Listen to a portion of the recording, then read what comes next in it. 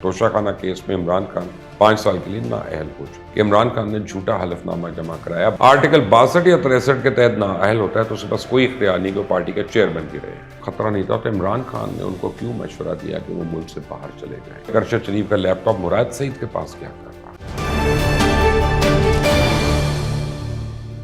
बिस्मिल्लाहिर्रहमानिर्रहीम, अस्सलाम वालेकुम।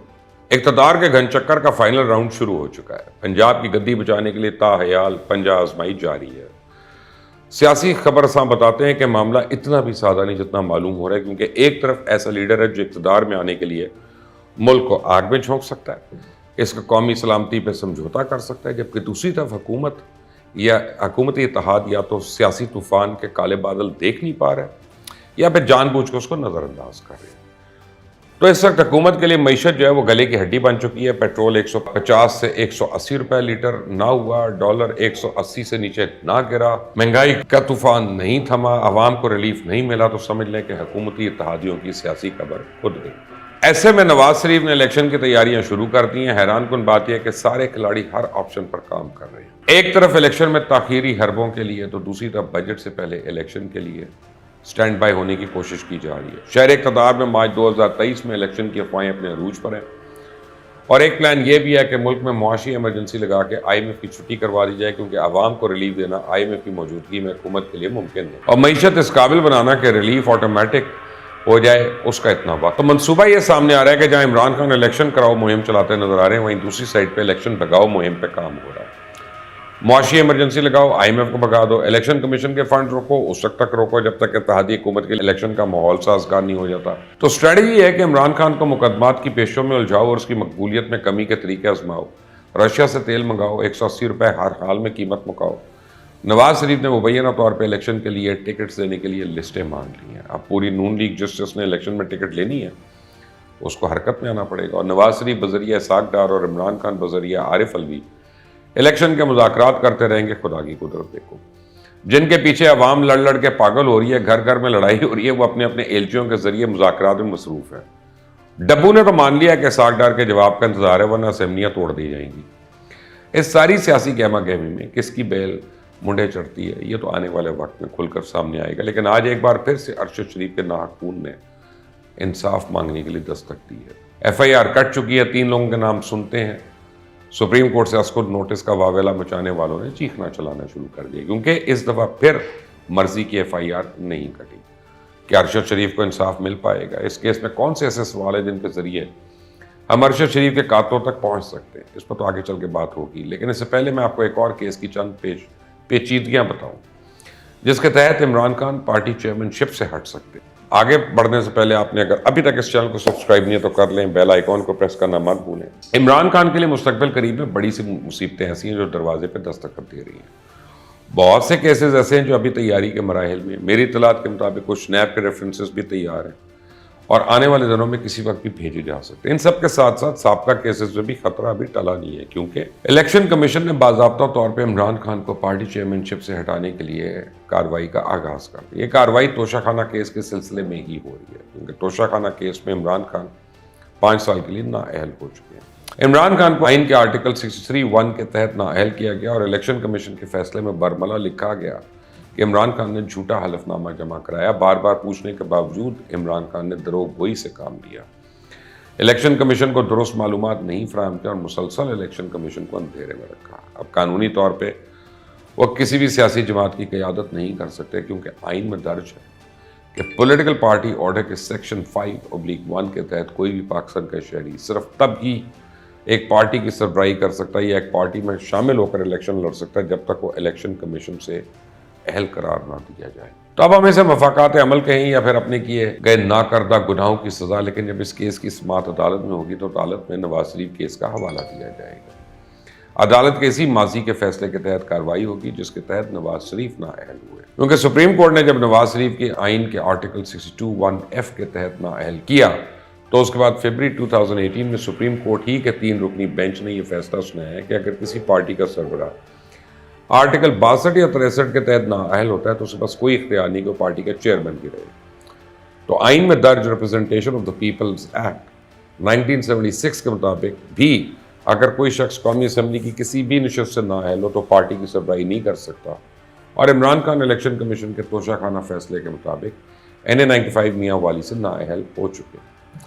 सादा अल्फाज में इसका मतलब है कि अगर एक पार्टी का चेयरमैन किसी किस्म की पॉलिटिकल विक्टिमाइजेशन की बजाय साबित शुदा झूठा है या फिर नाअहल है, तो इसका मतलब है कि पूरी की पूरी जमात ही नाअहलों और झूठों का टोला तस्वर होगी। तो अगर एक पार्टी का चेयरमैन किसी काम में शरीक जुर्म है तो पूरी जमात को किस तरह दूध की धुली हो सकती है। तो अगर एक पार्टी का चेयरमैन तोशाखाना से घड़ियां चोरी कर रहा है और फिर उसे रियासत से छुपाता है, तो बाकी के लोग किस तरह नेक हो सकते हैं। तो अगर एक पार्टी का चेयरमैन खैरात के नाम पे ली गई रकम को अपने सियासी मकासद और हेर फेर के लिए इस्तेमाल करते हुए पकड़ा भी जाता है, तो इसकी किचन कैबिनेट किस तरह से जुराइम से मुबर्रा हो सकती है। क्योंकि पार्टी के बाकी लोग तो लीडर को अपने लिए एक मिसाल समझकर उसकी पैरवी करते हैं ना।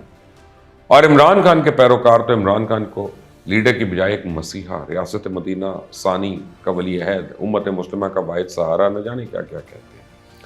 अब फर्ज करें कि इमरान खान एक केस से बरी भी हो जाता है, तो उसके खिलाफ पार्टी चेयरमैनशिप से हटाने के लिए एक और दरखास्त भी लाहौर हाई कोर्ट में पेंडिंग है। इसका मतलब है कि रुसवाई तो यकीनी, अभी अदालत की कार्रवाई पर मुनहसर है, कल हो या आज। और अगर इमरान खान ये उम्मीद लगाए बैठे हैं कि फाख्ता इनके लिए कोई रिलीफ या फिर अमन का पैगाम लेकर आएगी, तो ऐसा नहीं अब होने वाला। अब तो सारे फैसले मेरिट पे होंगे। एक और केस के भी ताने बाने तहरीक इंसाफ से मिल रहे हैं, वो केस है मरहूम अरशद शरीफ का। अरशद शरीफ हमारे भाई थे, हम सबको अजीज थे, और जिस तरह उन्होंने जुल्म बर्बरियत का उनको निशाना बनाया गया, जिस तरह उन पर जुल्म के पहाड़ तोड़े गए, जैसे उन्हें कत्ल करने से पहले कुछ लोगों का ख्याल है कि तशद्दुद भी किया गया, फिर जैसे इनकी मैयत को सियासत की नज़र किया गया, इनके जनाजे में शरीक होने की बजाय लॉन्ग मार्च में इनके नाम पर सियासत की गई। आज भी जब ये सारी चीज़ें आंखों के सामने आती हैं तो रूह कांप जाती है, लर्जा तारी होता है। क्या आज सुप्रीम कोर्ट ने इस केस में सो मोटो नोटिस लिए, इस केस के 5 रुकनी बेंच ने समाअत की और मुकदमा दर्ज करने का भी हुक्म दे दिया। Chief justice supreme court Pakistan की हिदायत पे थाना रमना इस्लामाबाद में अरशद शरीफ की FIR दर्ज कर ली गई, जिसमें 3 अफराद को मुलजिम बनाया गया, जिनके नाम है वकार अहमद वल्द अफजल अहमद साकिन कराची, खुरम अहमद वल्द अफजाल अहमद साकिन कराची, तारिक अहमद वसी साकिन कराची। लेकिन इस केस में मेरे भी चंद तहफ़्फ़ुज़ात हैं, और ये मेरे नहीं बल्कि मेरे साथ पाकिस्तान के शायद बहुत ज़्यादा लोगों के हैं। चंद सवाल हैं जो मैं पहले दिन से उठा रहा हूँ कि आज भी वो सवाल पूछ रहा हूँ, तब तक पूछता रहूँगा जब तक इनका जवाब नहीं मिलेगा। एक तो यह कि जब अरशद शरीफ के सब दोस्त कह रहे थे कि उन्हें पाकिस्तान में खतरा नहीं था, तो इमरान खान ने उनको क्यों मशवरा दिया कि वो मुल्क से बाहर चले जाएँ। और इस बात का इमरान खान खुद अपने इंटरव्यूज़ और लोगों से खिताब में जिक्र कर चुके हैं। अरशद शरीफ को KPK की हुकूमत की सरकारी गाड़ी में कौन पेशावर एयरपोर्ट पर छोड़ने गया, उन्हें खैबर पख्तूनख्वा जाने का मशवरा क्यों दिया गया, और कीनिया में अरशद शरीफ के मेज़बानों को क्यों तहकीकात से दूर रखा जाता रहा, और वो अभी तक कानून के शिकंजे में क्यों नहीं आए। अगर इमरान खान कहते हैं इनकी जान को यहाँ खतरा था, तो फिर उन्हें बाहर भेजने के बजाय KPK हाउस में क्यों नहीं ठहरा दिया गया। इमरान खान खुद भी तो कई बार वहाँ पर पनाह ले चुके हैं, फिर कीनिया क्यों, बरतानिया किसी दूसरे मुल्क जाने का मशवरा क्यों नहीं दिया। अरशद शरीफ दुबई में किसके साथ रहते रहे। अगर ये इत्तलात हैं कि अरशद शरीफ की दुबई में मफरूज शहजाद अकबर से मुलाकातें होती रही, तो फिर इमरान खान क्यों शहजाद अकबर को पाकिस्तान नहीं बुला रहे। तहकीकाती टीम के मुताबिक अरशद शरीफ का लैपटॉप मुराद सईद के पास क्या कर रहा है। इस केस में शामिल 2 अहम किरदार खुरम और वकार अचानक कहाँ गुम हो गए। क्या उन्हें ज़मीन खा गई या आसमान निकल गया। इनकी फैमिली रातों रात कैसे इस मुल्क से फरार हो गई। और उससे भी ज़्यादा अहम बात है कि इस कत्ल का सबसे बड़ा बेनिफिशरी है कौन। ये केस हुकूमत की कारकर्दगी पर भी बहुत बड़े सवालात उठा रहा है, क्योंकि पिछले 43 दिन से इनकी बनाई गई तहकीकाती टीम से कोई काम नहीं हो रहा सिवाय बातें करने के। 1 हफ्ते में रिपोर्ट जमा करवाने का दावा करने वाली हुकूमत अभी तक बुनियादी सवालों का जवाब नहीं दे सकी, जो पहले दिन से इस रियासत का हर शहरी पूछ रहा है। और राना सनाउल्लाह जो ज़ुबानी कलामी तौर पर आए दिन सवाल करने पर अरशद शरीफ के कातलों के नाम ले लेके प्रेस कॉन्फ्रेंस से उठते हैं, वो जिनके साथ अरशद शरीफ के कत्ल के ताने बाने मिलाते हैं, अगर ऐसा ही है तो फिर क्यों इनके खिलाफ एक भी मुकदमा नहीं हुआ। आखिर हुकूमत डर किस बात से रही है। चाहे को मर जाए लुट जाए, रियासत ने नहीं आंखें खोलनी। अरशद शरीफ के बच्चे भी तो उन्हीं बच्चों की तरह इंसाफ की उम्मीद लगाकर रियासत की तरफ देखते रहेंगे, जैसा बाकी मकतूलीन के बच्चे देख रहे हैं। अब भी वक्त है, यही मौका है कि अगर आपने तो अपना नाम तारीख के सुनहरी लफ्ज़ों में लिखवाना है, तो अरशद के कातलों को जल्द अज जल्द बेनकाब करके कौम की अदालत के सामने पेश करें और डरें अर्शला देने वाली बद्दुआओं से। Until the next time, Allah। खुद मौज मस्ती और तजर्बे किए, जब दूसरों ने लात मारकर इक़्तिदार से बाहर फेंका तो कहा माफ कीजिए गलती हो गई। इमरान खान को मनफी सियासत तर्क कर देनी चाहिए। इलेक्शन कमीशन ने इमरान खान को नाअहल करार दिया, लिहाजा इन्हें पार्टी चेयरमैन रहने का हक नहीं है। इतना जल्द किसी जमात या लीडर का जवाल पाकिस्तान की तारीख में शायद पहली बार हो रहा है। सियासत में T20 तर्क करके टेस्ट क्रिकेट वाला टेम्परामेंट अपनाना होगा। बिस्मिल्लाहिर्रहमानिर्रहीम, अस्सलाम वालेकुम। मैं हूं अब्दुल रऊफ और आप देख रहे हैं बागी टीवी। पाकिस्तानी सियासत में इस वक्त सिर्फ एतराफ़ करने का मौसम नहीं बल्कि साथ ही साथ माफ़िया मांगने का भी सीज़न अरूज पर है। मतलब ये कि पाकिस्तान एक रियासत नहीं बल्कि एक तजर्बागाह बनकर रह गई है। जैसे ड्राइविंग लाइसेंस बनवाने जाएं तो सरकारी खस्ता हाल गाड़ी मैदान में कई दहाइयों पुरानी मौजूद होती है जिस पर टेस्ट किया जाता है, ताकि अगर कोई इसे ठोक भी देगा तो दर्द ना हो, क्योंकि कम अज़ कम चलाने वाला सीख तो लेगा। इसी तरह पाकिस्तान में नए बच्चे बलूंगड़ों को सियासत सिखाई जाती है कि आओ वज़ीर आज़म बनो, इस मुल्क पर तजर्बा करो, अगर कामयाब हो गया तो खुद ब खुद लीडर बन जाओगे, अगर तजर्बा नाकाम हुआ तो कहना मुझसे गलती हो गई है, माफ़ कर दें। मगर मैं इसे चलाना सीख चुका हूँ, एक मौका और दे दें। इस वक्त इमरान खान और उनकी जमात की भी यही हालत है कि 4 साल तक खुद मौज मस्ती और तजर्बे किए। जब दूसरों ने लात मारकर इक़्तिदार से बाहर फेंका तो कहा माफ़ कीजिए, गलती हो गई, आइंदा नहीं करूँगा, बस एक मौका और दे दें। इमरान खान जहाँ गलतियों का एतराफ़ कर रहे हैं, वहीं उनके पार्टी लीडर तो माफिया भी मांगना शुरू हो गए। इतना जल्द किसी जमात या लीडर का जवाल पाकिस्तान की तारीख में शायद पहली बार हो रहा है। पाकिस्तान तहरीक इंसाफ के सेक्रेटरी जनरल असद उमर ने तौहीन अदालत केस में गैर मशरूत माफ़ी मांग ली है। लाहौर हाई कोर्ट के रावलपिंडी बेंच के जस्टिस जवाद हसन ने secretary general PTI Asad Umar को जारी तौहीन अदालत नोटिस पर समाअत की। असद उमर ने 26 नवंबर को रावलपिंडी में PTI जलसे के दौरान तकरीर में जजेस पर तनकीद की थी। अदालत ने असद उमर की तकरीर की वीडियो और ट्रांसक्रिप्ट भी तलब किया था। अदालत ने असद उमर से तौहीन अदालत के नोटिस का जवाब भी तलब किया। अदालती हुक्म पर आज असद उमर अपने वकील एडवोकेट फैसल चौधरी के हमरा अदालत में पेश हुए। जस्टिस जवाद हसन ने फैसल चौधरी से इस्तफसार किया कि आपके मुवक्किल कहाँ हैं, उनको पेश करें, जिस पर असद उमर ने अदालत के रोस्टर पर आकर अपनी तकरीर पर गैर मशरूत माफ़ी मांगी और कहा हम अदलिया का एहतराम करते हैं और करते रहेंगे। जस्टिस जवाद हसन ने कहा कि मसला तौहीन अदालत का नहीं, इदारों और उनकी शख्सियात पर इल्ज़ामात लगाने का है, जिस पर असद उमर ने कहा कि मेरी तकरीर में भी किसी जज का नाम नहीं था। PTI रहनुमा असद उमर ने अदालत से गैर मशरूत माफ़ी मांगते हुए कहा कि मेरा मकसद अदालतों या जजेस को निशाना बनाना नहीं था। इस पर जस्टिस जवाद हसन ने कहा मेरे पास आपका वीडियो बयान है, वो चलाना नहीं चाहते, हमें अच्छे से इल्म है आपने क्या किया या क्या कहा। जस्टिस जवाद हसन ने रिमार्क्स दिए कि अदालतों ने आपको लॉन्ग मार्च की इजाज़त दी और आपने अदालतों ही को निशाना बनाया। असद उमर ने कहा मेरे किसी बयान से अगर कोई लाइन क्रॉस हुई तो माफ़ी मांगता हूँ। जज ने कहा कि अदालत के पास आपका वीडियो बयान मौजूद है, आपको मालूम है कि आपने तकरीर में क्या कहा। आइन के आर्टिकल 50 राइट टू मूवमेंट और 60 राइट टू डेमोक्रेसी की इजाज़त देते हैं, लेकिन इदारों पर तनकीद की इजाज़त नहीं देते। अदालत ने PTI रहनुमा की जानिब से गैर मशरूत माफ़ी मांगने पर असद उमर को जारी तौहीन अदालत केस निपटा दिया। दूसरी जानिब इलेक्शन कमीशन एक बार फिर मुतहर्रिक हो गया है और इमरान खान के खिलाफ पार्टी सरबराही के मामले में फैसला सुनाने के दर पर है और साथ ही साथ अपने ऊपर लगे इल्ज़ामात का भी जवाब दिया है। साबिक secretary election commission Kanwar Dilshad का कहना है कि इलेक्शन कमीशन ने इमरान खान को नाअहल करार दिया, लिहाजा इन्हें पार्टी चेयरमैन रहने का हक नहीं है। कंवर दिलशाद का कहना था नवाज शरीफ को भी नाअहली के बाद पार्टी सरबराही से भी नाअहल करार दिया गया था। साबिक secretary election commission Kanwar Dilshad ने मजीद कहा कि तोशाखाना केस में इमरान खान की नाअहली का खतरा है। अगर वकला सही दलाइल दें तो मुमकिन है कि मामला ख़त्म हो जाए। उन्होंने कहा कि इलेक्शन कमीशन ने सुप्रीम कोर्ट के फैसले को देखकर ही राय देनी है, तो आइन के मुताबिक जो शख्स कौमी असम्बली का मेंबर बनने का अहल ना हो पार्टी सरबराह भी नहीं बन सकता। चीफ इलेक्शन कमिश्नर सिकंदर राजा का कहना है कि इलेक्शन कमीशन का ना कोई फेवरेट है और ना ही कमीशन किसी के खिलाफ है, जबकि पंजाब हुकूमत को वादे कर दिया है कि अब कानून तब्दील किया तो साबिक बल्दियाती कानून पर ही इंतखाबात करा देंगे। सिकंदर राजा का कहना था कि कमीशन पर कोई दबाव नहीं, इलेक्शन कमीशन पर एतमाद है कि हमने ज़मीर के मुताबिक फ़ैसले दिए, फैसले गलत हों तो मुतासरा फरीक आला फोरम्स पर जा सकता है, क्योंकि इलेक्शन कमीशन का ना कोई फेवरेट है ना हम किसी के खिलाफ है। गलतियों के एतराफ़ पर वफाकी वज़ीर एहसन इकबाल ने अब इमरान खान को एक और गलती याद करवाते इसको तस्लीम करने की तरफ भी इशारा दिया है। वफाकी वज़ीर एहसन इकबाल ने कहा है कि इमरान खान ने जहाँ इतनी गलतियों का एतराफ़ किया है वहाँ ये भी तस्लीम कर लें कि उन्होंने असम्बली छोड़कर गलती की। उन्होंने कहा कि इमरान खान को मनफी सियासत तर्क कर देनी चाहिए, असम्बली में वापस आएँ और इंतखाबी इस्लाहात के पैकेज पर काम करें ताकि अगले इंतखाबात में तनाज़ा पैदा ना हो। वफाकी वज़ीर ने मज़ीद कहा कि हमें कम से कम 10 साल का इस्तेहकाम चाहिए। सियासत में T20 तर्क करके टेस्ट क्रिकेट वाला टेम्परामेंट अपनाना होगा।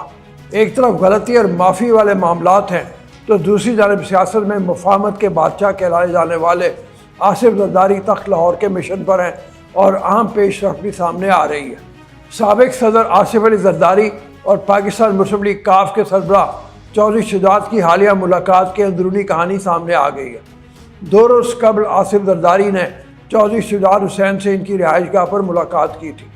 मुलाकात में वफाकी वज़ीर तारिक बशीर चीमा और रुखसाना बंगिश भी मौजूद थे।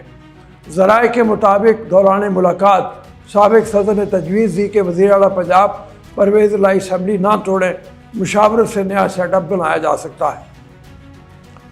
ज़राए का बताना है कि मुलाकात के दौरान आसिफ अली जरदारी ने चौधरी शुजात को यकीन दिलाया कि नए सेटअप में हमजा शहबाज वज़ीर आला नहीं होंगे। ज़राए का यह भी कहना है कि मुलाकात में चौधरी शुजात ने आसिफ अली जरदारी को परवेज़ इलाही से बातचीत करने की यकीन दहानी कराई है। सरबराह काफ लीग चौधरी शुजात का कहना है कि परवेज़ इलाही से ताल्लुकात ठीक हैं, रास्ते जुदा हुए ही नहीं थे। चौधरी शुजात ने कहा कि मैंने इमरान खान से कहा था कि लॉन्ग मार्च का पहला आइटम महंगाई रखोगे तो लॉन्ग मार्च में शरीक होने को तैयार हो। चौधरी शुजात ने मज़ीद कहा, इलेक्शन कराने से क्या महंगाई कम हो जाएगी?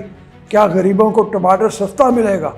अब देखना होगा कि परवेज़ इलाही और मुनस इलाही के हालिया बयानात के बाद चौधरी शुजात की सोच पर अमल पैरा होते हैं और जरदारी साहब के फार्मूले के तहत हामी भरते हैं या इमरानी बयानिए के ही दरपर्दा शिकार रहते हैं।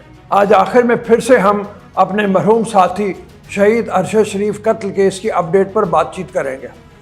सुप्रीम कोर्ट ने अरशद शरीफ कत्ल केस के हवाले से हुकूमती JIT रिपोर्ट मुस्तरद करते हुए कल तक नई स्पेशल JIT तश्कील देने का हुक्म दे दिया।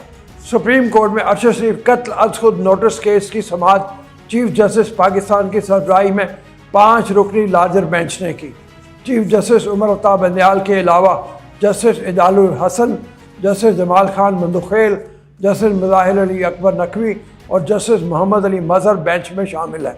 दौरान समाअत चीफ जस्टिस पाकिस्तान ने रिमार्क्स दिए कि अरशद शरीफ की वालदा का मौक़िफ़ भी सुनेंगे, जिस पर सहाफ़ी हसन अयूब रोस्टम पर आ गए और कहा कि सुप्रीम कोर्ट में अरशद शरीफ की वालदा को लाने के लिए लिफ्ट नहीं थी। पुलिस ने अरशद शरीफ के अहल खाना से दुरुस्त रवैया नहीं अपनाया, जिस पर चीफ जस्टिस ने कहा कि व्हील चेयर के लिए लिफ्ट तब्दील कर रहे हैं, इस पर मादरत खा हूँ, पुलिस वाला मामला भी देख लेंगे। Additional attorney general Aamir Rahman ने अरशद शरीफ कत्ल केस की फैक्ट फाइंडिंग कमेटी की रिपोर्ट अदालत को पढ़कर सुनाई और बताया कि रिपोर्ट अरशद शरीफ के अहल खाना को भी फराहम कर दी गई है।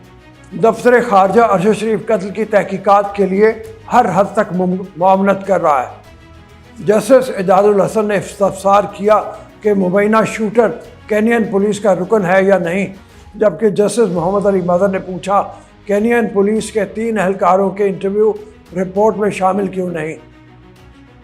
एडिशनल अटॉर्नी जनरल ने बताया कि केनिया के हुकाम से तहकीकाती टीम ने मालूमात हासिल की। फायरिंग करने वाले 3 एहलकारों से टीम की मुलाकात कराई गई। चौथे एहलकार के ज़ख्मी होने के बायस मुलाकात नहीं कराई गई। केनिया में मुतल्लिका वज़ीर और सेक्रेटरी काबीना से मुलाकात की कोशिश कर रहे हैं। हाई कमीशन मुतल्लिका हुकाम से राब्ते में है। आमिर रहमान ने बताया कि अरशद शरीफ के कत्ल का मुकदमा दर्ज कर लिया गया है, जिस पर जस्टिस एजाजुल हसन ने पूछा कि मुबैना तौर पर फायरिंग करने वाले कौन हैं। एडिशनल अटॉर्नी जनरल ने बताया कि फायरिंग करने वाले केनिया पुलिस के एहलकार हैं। चीफ जस्टिस ने कहा कि रात 1 बजे अदालत को रिपोर्ट फराहम की गई है।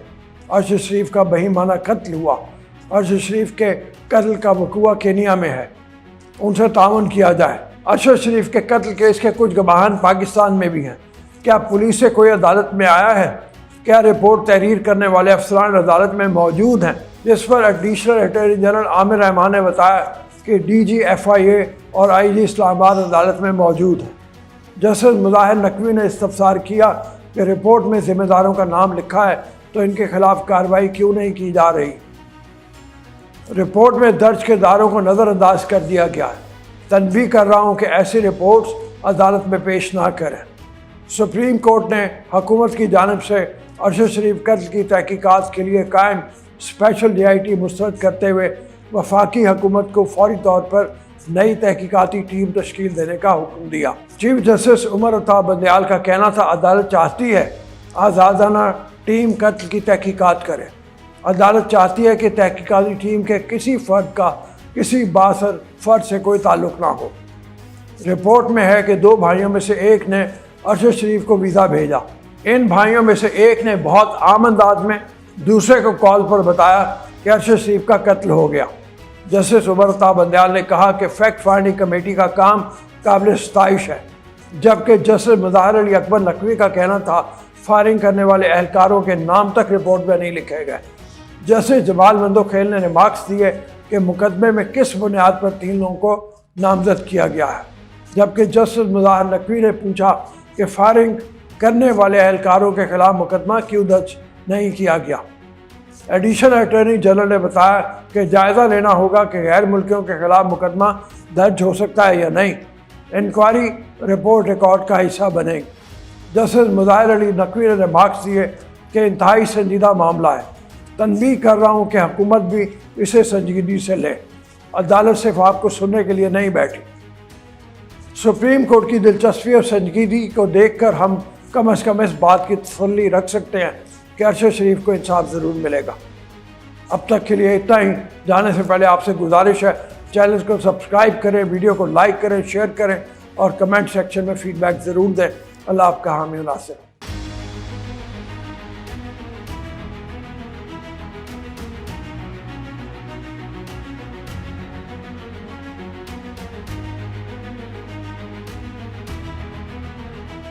जैसे ही मुल्क बना, हर किसी को इक़्तिदार की लालच। नाज़रीन, ये सुनने वाली बात है कि मुल्क का पहला वज़ीर आज़म कत्ल करवाया गया। वो बड़ी फ़िरौनियत से मुझे मिलने और कहने लगे कि मुझे पता है आपके पास सर छुपाने के लिए कोई जगह नहीं है, खाने के लिए कोई रकम नहीं है, लेकिन मैं आपकी कोई खिदमत नहीं कर सकता। गुलाम मोहम्मद ने गवर्नर जनरल बनते ही IG पंजाब कुर्बान अली खान को गवर्नर बलोचिस्तान क्यों बना दिया? पर्दा चाक करने की कोशिश की, इसे ही चाक कर दिया गया। ये एक हकीकत है। अस्सलाम वालेकुम नाज़रीन, I am your host Azeem Butt and you are watching Baaghi Tareekh. जिसमें आप लोग जानते हैं नाज़रीन के हमारे इस प्रोग्राम में हम पाकिस्तान की तारीख के वो तल्ख पहलू आपको बताते हैं जो शायद अब हमारे निसाब में ना कभी आए हैं ना कभी आएंगे। हाँ, अलबत्ता कुछ कुतुब में वो दर्ज ज़रूर है, लेकिन पाकिस्तान में चूँकि ना तो पढ़ने का रवाज है, और अगर पढ़ने का रवाज है भी तारीख, तो वो एक खासी और जो बनाई गई या बताई गई तारीख है उसके मुताबिक हम चलते हैं। ख़ास तौर पर मुतालिया पाकिस्तान बच्चों को पढ़ाई जाती है और उसके अंदर जो मामलात हैं वो बहुत एक्सपोज हो चुके हैं। हम ये नहीं कहेंगे कि मुतालिया पाकिस्तान में तमाम बातें गलत हैं, लेकिन तमाम बातें सच भी नहीं हैं।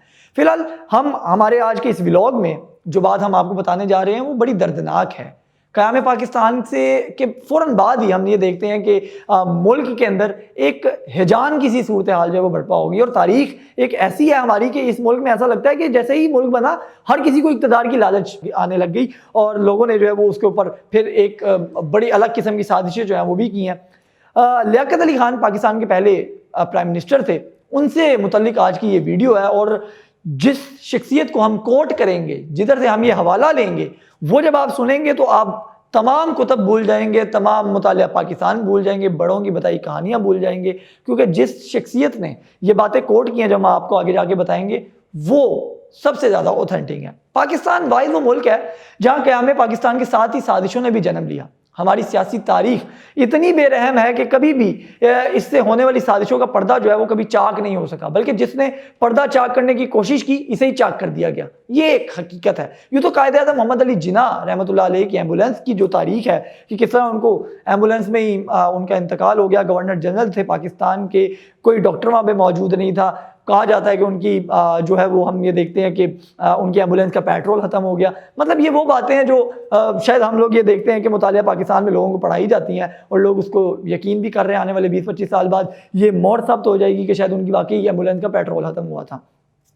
लेकिन हम ये देखेंगे कि आज तारीख में पाकिस्तानी आलिम और हीन के मुकाबले में जो मुतालिया पाकिस्तान पढ़ाई जाती है उसको हम साइड पे रखते हैं। हम ये देख लेते हैं कि पाकिस्तान के पहले वज़ीर आज़म लियाकत अली ख़ान के कत्ल को तो कम से कम दुनिया की हर किताब में कत्ल तस्लीम किया गया है। हमारे पास कोई ऑथेंटिक प्रूफ नहीं है कि हम कायद आज़म की मौत को कत्ल डिक्लेयर करें, लेकिन लियाकत अली ख़ान का जो कत्ल है उसको दुनिया की तमाम किताबों में कत्ल डिक्लेयर किया गया है। और अब अलमिए की बात यह है कि चूँकि पाकिस्तान नया नया बना, पाकिस्तान को कहा जाता है इस्लाम के नाम पर बना, इस्लामी जमहूरिया पाकिस्तान कहा जाता है, तो इस इस्लामी जमहूरिया पाकिस्तान के पहले वज़ीर आज़म को किसी गैर मुस्लिम ने कत्ल नहीं किया था, किसी हिंदू अंग्रेज़ ने कत्ल नहीं किया था, बल्कि अपने ही मुल्क में मौजूद अफराद ने इसकी साजिश जो है वो रची थी। उसी हवाले से हम आपको आगे लेके चलते हैं कि मुल्क में मौजूद अफराद जो थे या अफसर जो थे उन्होंने लियाकत अली ख़ान का कत्ल क्यों किया। इस हवाले से यूँ तो आलमी सतह पर भी बेतहाशा तहकीकाती रिपोर्ट जो हैं वो शाया हो चुकी हैं, मगर बतौर पाकिस्तानी हमें जिसकी बात पर सबसे ज़्यादा एतमाद यकीन होगा वो मुल्क के पहले वज़ीर आज़म लियाकत अली ख़ान की अहलिया राना लियाकत का मौक़िफ़ होगा, क्योंकि वो उनके साथ वज़ीर आज़म हाउस में भी रही हैं, वो उनके साथ सियासी मामलात में भी पेश रही हैं, और फिर लियाकत अली ख़ान साहब के इंतकाल के बाद वो रूम में पाकिस्तान की सफ़ीर भी रही हैं। उन्होंने ये अहम इंकशाफात किए हैं जो हम आपको आज की वीडियो में बताने जा रहे हैं। लियाकत अली ख़ान के कत्ल के बाद राना लियाकत अली ख़ान जिस अफसुदा हाल में थी, इस बारे में किताब गए दिनों के सूरज में जो है वो फॉरेन ऑफिस के एक जूनियर ऑफिसर जो कि राना लियाकत के साथ रूम में सिफारत खाने में 3rd सेक्रेटरी के जो है वो रैंक पे फाइज थे, उन्होंने बताया कि बेगम राना लियाकत अली ख़ान इन दिनों रूम में पाकिस्तान की सफ़ीर थी। हुकूमत ने खान लियाकत अली ख़ान के कत्ल के बाद इनके ख़ानदान के लिए 5000 रुपये के वजीफ़ा जो है वो मुकर्रर किया। ये रकम चूँकि थोड़ी थी तो बेगम राना लियाकत को रूम में सफ़ीर लगा दिया गया। बेगम राना लियाकत अली ख़ान को पीने की आदत थी, चूँकि अल्कोहल वो इस्तेमाल करती थी, और बेगम साहिबा के जिगर पर वर्म आ चुका था, चूँकि खावंद का इंतकाल हो गया, ज़्यादा पिया, तो जो भी मामला थे इसके ऊपर हम डिस्कस नहीं करेंगे, ये उनका एक ज़ाती पहलू था और डॉक्टरों ने उनको पीने से मना किया था। वो हर शाम अपनी बालकोनी में मेज़ सजाकर बैठ जाती। एक रोज़ वो फाइल पर दस्तखत के लिए वो जो 3rd सेक्रेटरी थे वो बताते हैं कि मैं उनके पास गया, हाजिर हुआ तो उन्होंने मेज़ पर अपने सामने बिठा लिया और मुझे भी पीने का कहा। जब मैंने इनकार किया तो उन्होंने कहा कि ये तुम्हारी प्रोफेशनल ड्यूटी में शामिल है, लिहाजा मेरे साथ बैठ के पियो। वो कहते हैं कि मैं भी बैठ के पीने लगा और कहते हैं कि ये मामूल बना, और आहिस्ता आहिस्ता जब भी वो मदहोश होती तो वो अपने हामद के कातिलों का जिक्र शुरू कर देती। वो बताते हैं कि जिस तरह की उनकी रंगत है और वो सारे मामला है वो भी उन्होंने तस्करा किया, हम उसके तस्करा नहीं करेंगे। वो बताते हैं कि वो मुस्कुरा कर बताती कि वो गुलाम मोहम्मद को अपने हामद जो था लियाकत अली ख़ान, उनको गुलाम मोहम्मद को जो है वो कातिल समझती थी। उनका ख्याल था कि सिकंदर मिर्ज़ा, मुश्ताक गुरमानी और अयूब खान, ये तीनों जो है ये साजिश में बराबर के शरीक थे। कहते हैं वो अक्सर बताती थी कि 1950 के आखिर में सेक्रेटरी दिफा सिकंदर मिर्ज़ा GHQ में जनरल अयूब खान के साथ वज़ीर आज़म हाउस में आए। वो कहती हैं मुझे अच्छी तरह याद है कि वो मौसम सरमा के आगाज़ की एक शाम थी। खान साहब इन दिनों जो है वो कहते हैं कि वो स्टडी में चले जाया करते थे, जहाँ वो 2 घंटे तक पता नहीं क्या बातें करते थे। लेकिन जब वो लोग वापस चले गए तो मैं अपने खामद के पास जाती तो उनको परेशान पाती। वो रात गए तक कहवा पीते। इनकी परेशानी देखकर मेरा दिल खौफ से लड़सता, लेकिन मेरे अंदर खान साहब से सवाल करने का हौसला नहीं था, क्योंकि इस किस्म की कैफियत में वो मज़ीद गहरे से सदमे में जा सकते थे। लियाकत अली ख़ान ने नमाज फजर के वक्त कहती हैं कि मुझे बताया कि फ़ौज के कुछ लोग हमारी फ़ॉरेन पॉलिसी से मुतमईन नहीं हैं। वो चाहते हैं कि हम रूस को दोस्त बना लें। ये लोग हमारे मसाइल नहीं समझते। बहरहाल सब ठीक हो जाएगा। कहती हैं कि ठीक 3 माह बाद हमारे नए आर्मी चीफ ने जनरल अकबर समेत दूसरे ऐसे फौजी और सिविल लोगों को वज़ीर आज़म के सामने पेश किया जो मुल्क में इश्तराकी फ़ौजी हुकूमत लाने के लिए हुकूमत का तख्ता उल्टने की साजिश कर रहे थे। सिकंदर मिर्ज़ा ने मुजरमों की फ़ाइल वज़ीर आज़म को पेश करते हुए कहा कि देख लीजिए हमारा इंतखाब गलत साबित नहीं हुआ। खान साहब ने फ़ाइल पकड़ते हुए मेरी तरफ देखा तो मैं बेइख्तियार मुस्कुरा उठी। चंद रोज़ बाद इन मुजरमों के खिलाफ रावलपिंडी साजिश केस के तहत मुकदमा भी कायम किया गया। कहती हैं कि मैंने लियाकत अली ख़ान की ज़ात में भी बहुत सी तब्दीलियाँ महसूस की। वो रात देर गए तक जागते, कहवा पीते, बाज़ औक़ात पूरी रात नवाफिल पढ़ते। इन्हीं दिनों सीआईडी का चीफ भी कसरत से वजीर आजम हाउस आता था। वो कहती हैं कि 1951 की गर्मियों की एक शाम को लियाकत अली खान जब दफ्तर से वापस आए तो मुझे कहा, तुम मेरे पास बैठो, मैं तुमसे बात करना चाहता हूं। कुछ लोग मुझे मारना चाहते हैं, इनके खिलाफ कौन साजिश कर रहा था, कौन कातिलों से बातचीत कर रहा था, साजिशियों के साथ कौन कौन शरीक था, वो हर बात के बाद गुलाम मोहम्मद और गुरामानी का जिक्र करते थे। आखिर में उन्होंने मुझे बताया कि उन्होंने काबीना के इजलास में गुलाम मोहम्मद और गुरामानी को खूब झाड़ पिलाई है, जबकि उन्होंने यानी कि गुलाम मोहम्मद और गुरामानी ने मुझसे सफाई के लिए फिर मोहलत तलब की है, जो मैंने दे दी है, लेकिन मैं इन्हें जल्द ही फारिग कर दूंगा। अब ये लियाकत अली खान साहब बेगम राना लियाकत को बता रहे हैं और बेगम राना लियाकत खुद बता रही हैं उस अपने सेक्रेटरी को, और वो सेक्रेटरी जो है वो बयान कर रहा है गए दिनों के सूरत, जो कि जावेद चौधरी साहब की लिखी हुई एक किताब है। जावेद चौधरी साहब एक बड़े रिनाउंड जर्नलिस्ट हैं, आप सब लोग उनको जानते हैं। आगे वो लिखते हैं कि बेगम राना कहती हैं कि 16 अक्टूबर की सुबह जब लियाकत अली खान रावलपिंडी जाने के लिए तैयार हुए तो बड़े खुश थे। मुझसे मुखातिब होकर उन्होंने कहा कि आज कौम को अपना राजदार बनाकर सारे दुखों से आज़ाद हो जाऊंगा। मैं इन सब के नाम बता दूंगा जो मुल्क की जड़ें काटना चाहते हैं। तुम मेरे लिए दुआ करना। वो मेरी उनसे आखिरी मुलाकात थी। इसके बाद वो दुनिया से रुखसत हो गए। गुलाम मोहम्मद गवर्नर जनरल बन गया, इनके ख्वारियों को बड़े बड़े ओहदे मिल गए, कौम को बेवकूफ़ बनाने के लिए एक इंक्वायरी कमीशन बना दिया गया, और बस जब वो शहीद हुए तो पूरे मुल्क में हमारे लिए सर छुपाने का कोई ठिकाना मौजूद नहीं था। ये मुल्क की पहले वज़ीर आज़म की बीवी राना लियाकत फरमा रही हैं। कहती हैं कि रकम वही थी जो मरहूम की अचकन से निकली थी, लिहाजा मैंने सोचा कि बच्चों को पेट पालने के लिए कहीं नौकरी जो है वो कर लेती हूँ। कहती हैं कि उन्हीं दिनों सिकंदर मिर्जा मेरे पास आए तो मैंने इनसे बड़ी सख्ती से जो है वो पेश आई मैं उनके साथ, क्योंकि वो भी लियाकत अली खान की शहादत के बाद मौके से फ़ायदा उठाने वालों में शामिल थे। वो बड़े तहम्मुल से मेरी बात सुनते रहे और आखिर में मुझे कायल करके गुलाम मोहम्मद के पास ले गए। वो बड़ी फ़िरौनियत से मुझे मिलने और कहने लगे कि मुझे पता है आपके पास सर छुपाने के लिए कोई जगह नहीं है, खाने के लिए कोई रकम नहीं है, लेकिन मैं आपकी कोई खिदमत नहीं कर सकता। बेगम राना लियाकत को सफ़ीर बनाने के पीछे भी असल वजह इनको मुल्क से दूर रखना था। वो मजीद यहाँ तफ्तीश व तहकीक में ना घुसें, वगरना इनको भी वारदात का निशान समझ आ जाएगा। इस बात का तज़किरा करते हुए राना लियाकत इस बात का पस मंज़र बताती हैं और वो कहती हैं कि एक रोज़ कबल केस की तफ्तीश करने वाले एजाजुद्दीन, जो कि उस वक़्त के आईजी स्पेशल ब्रांच थे, कराची में मेरे घर आए। उन्होंने मुझे बताया कि कातिल तक पहुँच चुके हैं, अगर वो चंद दिन मजीद रह गए तो ये राज नहीं रहेगा।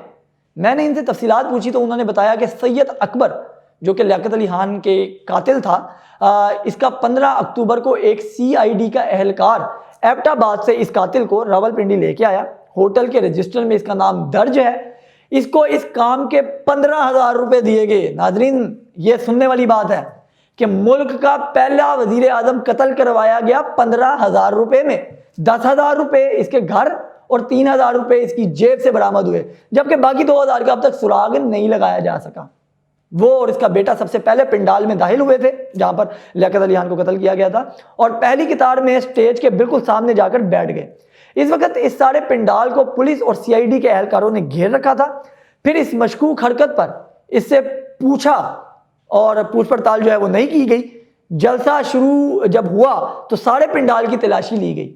पुलिस ने इसकी जेब से पिस्तौल बरामद क्यों नहीं किया, ये एक सवाल है।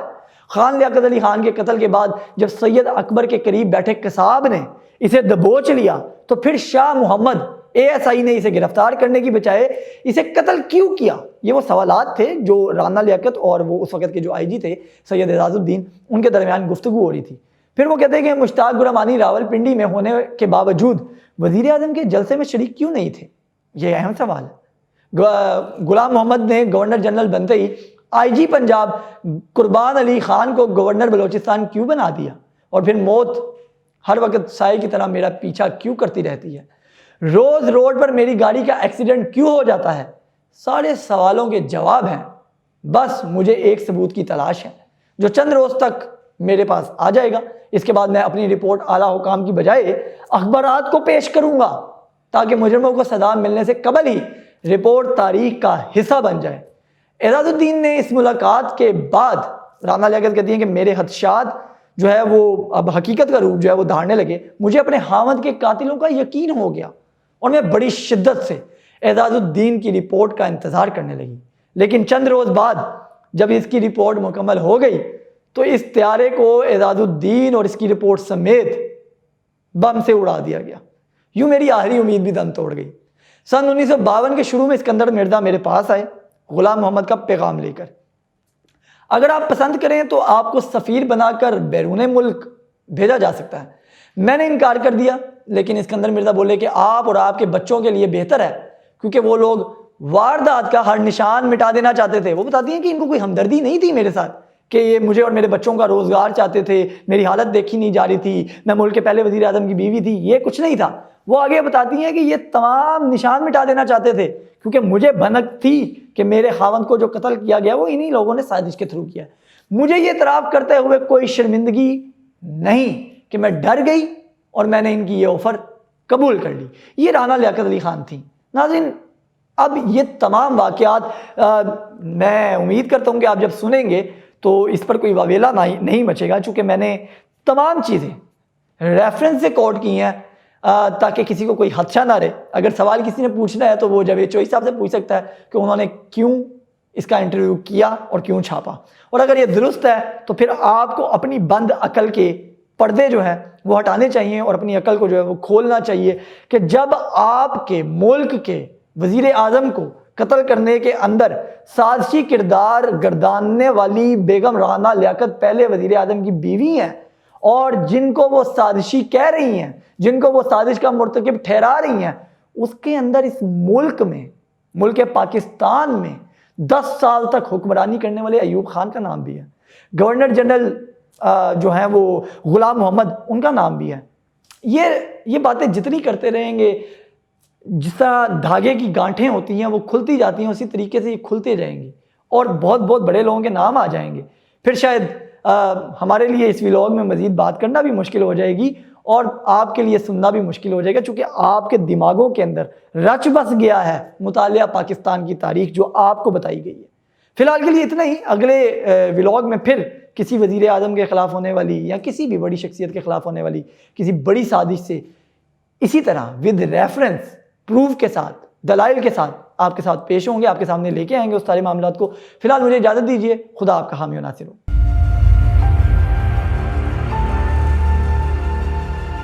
बाहर आके टार्जन बन जाते हैं, अंदर जाके भीगी बिल्ली बन जाते हैं, पैरों में पड़ना शुरू हो जाते हैं। तो आस्तीनें चढ़ा कर हाथ यूं करके बातें करते हैं, भाई मैं क्यों मिलूं आके। कितनी धमकियां देता है, तड़ियां देता है सबको और अंधा फेर देंगे। यही पहले भी ड्रामा किया था, मुझे मास्क दो, मुझे मास्क दो, मुझे ऑक्सीजन दो, मुझे ऑक्सीजन। खान साहब थोड़ा इस्लामी टच दे दें बस यहाँ पे। ये मरासी है, ये ढोंग है। आरिफ अलवी के लिए फिर प्रिजन वैन आती है और वो प्रिजन में जाता, को चंद दिनों के अंदर भगा भी दिया गया पाकिस्तान से। ये भी नहीं पता वो कहाँ है। कि पाकिस्तान तहरीक इंसाफ को सबसे ज्यादा और इमरान खान को जो सपोर्ट करने वाले एंकर हैं। अस्सलाम वालेकुम नाज़रीन, आप देख रहे हैं मुबश्शिर लुकमान यूट्यूब चैनल। मैं हूं महफिश तबस्सुम। नाज़रीन, हमारे यहाँ सियासतदान पहले अदलिया के खिलाफ बयान देते हैं और उसके बाद गैर मशरूत माफ़ी मांग लेते हैं जब तौहीन अदालत का नोटिस मिलता है। माजी में भी हमने देखा कि ऐसा होता आया है। खान साहब ने बहुत दफ़ा ऐसा किया और अब मुबश्शिर साहब, असद उमर साहब ने भी अदलिया से गैर मशरूत तौर पर माफ़ी मांग ली है। अगर माफ़ी ही मांगनी होती है तो फिर पहले बयान देते क्यों? मावेश, मैं आपको हमेशा कहता हूँ ना, ये बाहर आके टार्जन बन जाते हैं, अंदर जाके भीगी बिल्ली बन जाते हैं, पैरों में पड़ना शुरू हो जाते हैं और यानी टांगों में लौटना शुरू हो जाते हैं। बिल्कुल जैसे वो भीगी बिल्ली होती है ना, वैसे कसियानी बिल्ली। और आपको बताऊं कि 26 नवंबर को उन्होंने रावलपिंडी में एक जलसे में इंतहाई नाज़ेबा कलमात इस्तेमाल किए थे।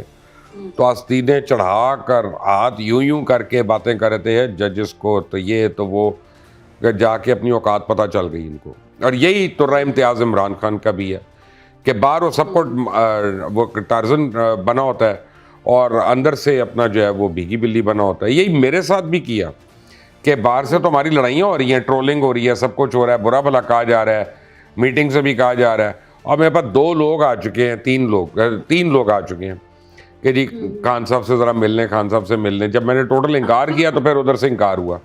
भाई मैं क्यों मिलूँ आके, मैंने को लिफाफा लेना है, को आपसे पर्ची डाली हुई है, मैंने को ओहदा लेना है, मुझे कुछ है, मुझे नहीं मिलना।